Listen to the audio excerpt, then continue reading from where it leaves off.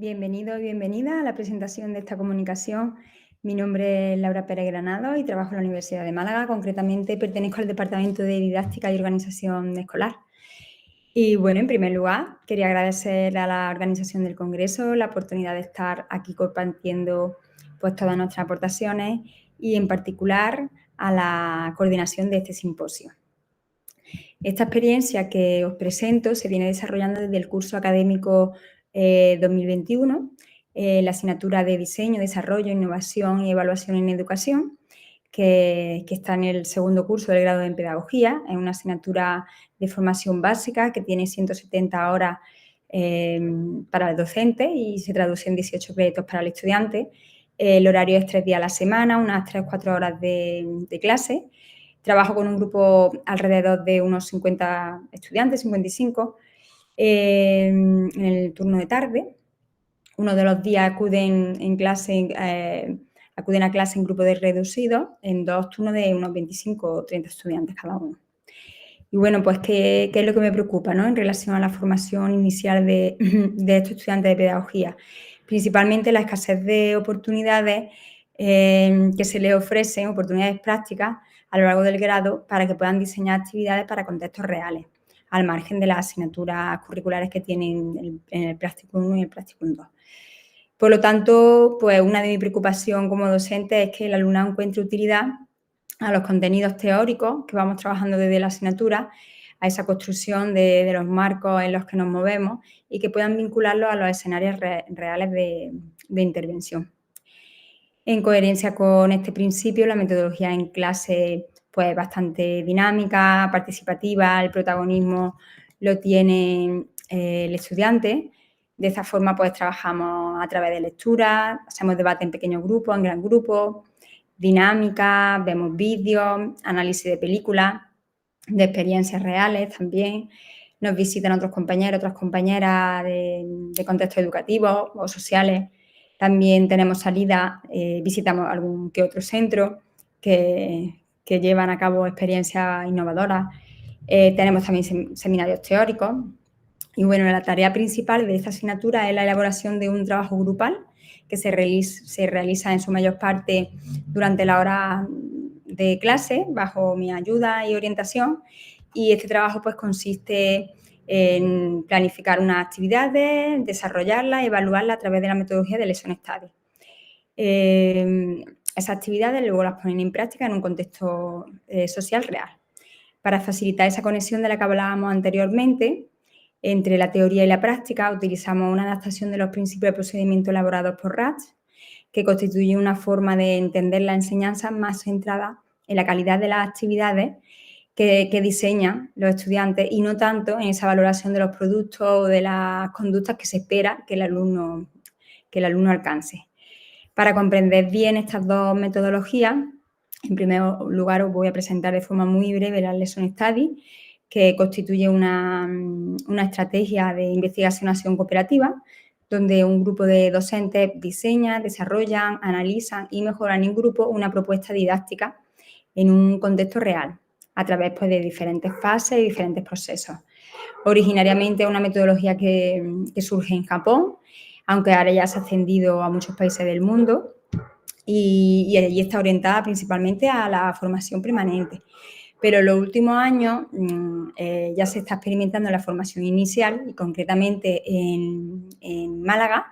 Los últimos cursos lo hemos implementado en algunas asignaturas en las que tenemos la oportunidad esa de acudir a un centro educativo, a un centro social o en la que los niños y las niñas pueden acudir a nuestra facultad.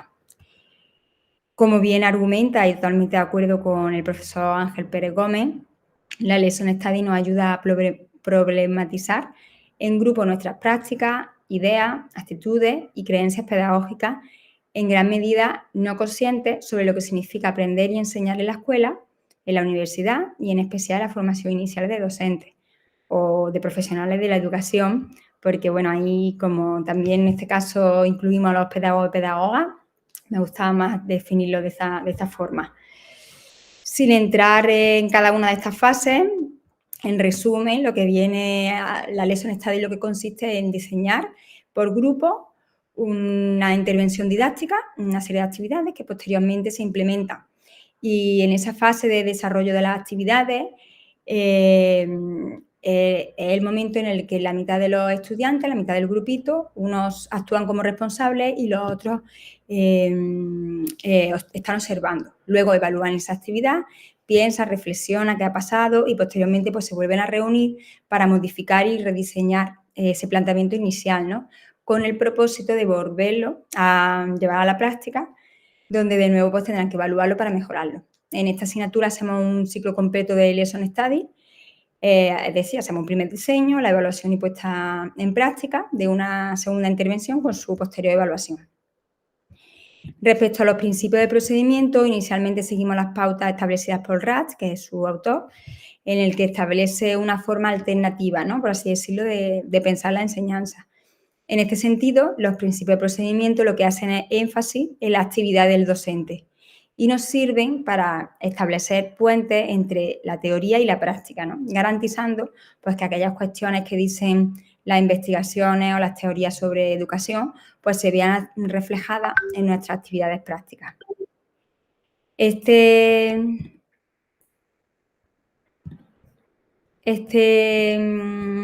modo de actuar, aquí, bueno, por ejemplo, os he reflejado un principio de procedimiento redactado por Rat, que dice: en igualdad de condiciones, una actividad es más gratificante que otra si requiere que los estudiantes examinen dentro de un nuevo contexto una idea, una aplicación de un proceso intelectual o un problema actual que ha sido previamente estudiado.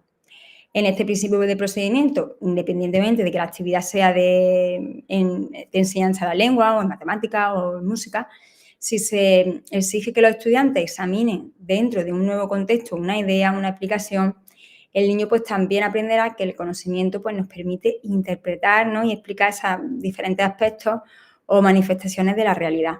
Estas posibilidades de aprendizaje que se ofrece es justamente lo que separa esa mera instrucción de la educación, ¿no? Y luego, ¿cómo lo hacemos nosotros en clase? Pues hacemos una especie de adaptación de los principios de procedimiento originales.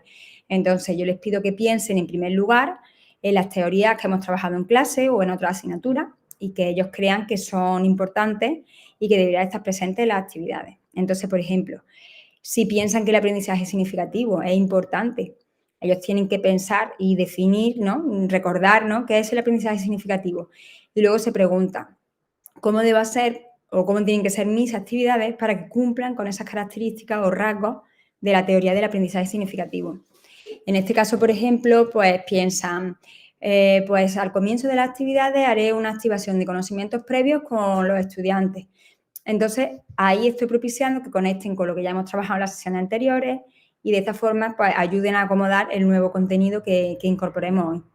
Por ejemplo, ¿no? Esto es un principio de procedimiento que suele aparecer. ¿Cuándo hacemos pues, este trabajo de redacción? Pues antes de comenzar con el diseño de actividades. Una vez que ya hemos avanzado en la asignatura, hemos visto bastante contenido en los bloques, ya hemos trabajado en clase, pues entonces llega el momento de pensar en esas teorías que son interesantes y que queremos que se vean reflejadas en nuestra práctica. Y una vez que ya han redactado esos principios de procedimiento, comienzan con la planificación y el diseño de sus intervenciones y ya entran en la espiral de la Lesson Study, ¿no? ¿Cuándo volverían a comprobar o a conectar, ¿no? Esa fase de esos principios de procedimiento con la Lesson Study? Pues en el momento en el que evalúan la implementación de la práctica, entonces ellos comprueban si están cumpliendo o no con esos principios. Es decir, porque muchas veces una cosa es lo que escriben sobre el papel, por ejemplo, si pienso que voy a dejar autonomía a los niños y a las niñas, y otra cosa muy, muy distinta es que luego en la práctica lo que hago. Luego a lo mejor no le dejo espacio, tal. Entonces, en ese paso de que los compañeros están observando a los que están dirigiendo la actividad, es cuando ponen en juego y piensan en los principios de procedimiento.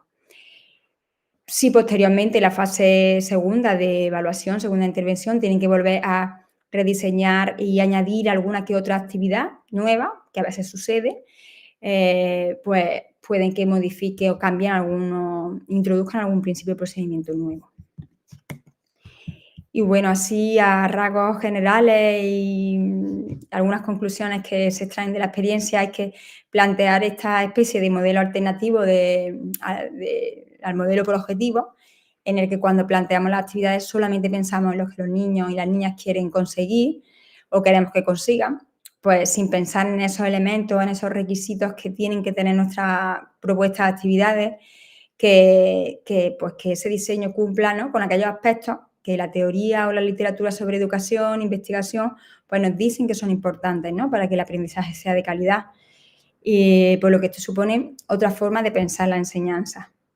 La actividad que desarrollamos en el aula, en este caso, va a venir siempre derivada por unas finalidades previas. Pero el hecho de que esa actividad sea mejor que otra actividad, pues tiene que ver con esos significados, ¿no?, que propician en el aula. Y bueno, el plantear actividades a través de la Lesson Study les da a ellos oportunidades de pensar en lo que han hecho, de reflexionar, comprobar si han cumplido o no sus principios de procedimiento. Los principios de procedimiento están, pues al final el alumnado está constantemente alimentándose de la teoría para mejorar la práctica, ¿no? Y lo más importante de todo, y que esto es algo muy motivador para ellos y para mí, es que encuentre conexión a lo que vamos trabajando en clase, a esas teorías, a esos textos o a los demás materiales que se trabajan en la asignatura o que han trabajado en otra asignatura o que están trabajando a la vez. Y bueno, aquí os dejo algunas referencias por si queréis investigar más y, por supuesto, pues me tenéis a vuestra disposición para responder a las cuestiones que sean necesarias sobre esta presentación. Y muchísimas gracias por vuestro tiempo.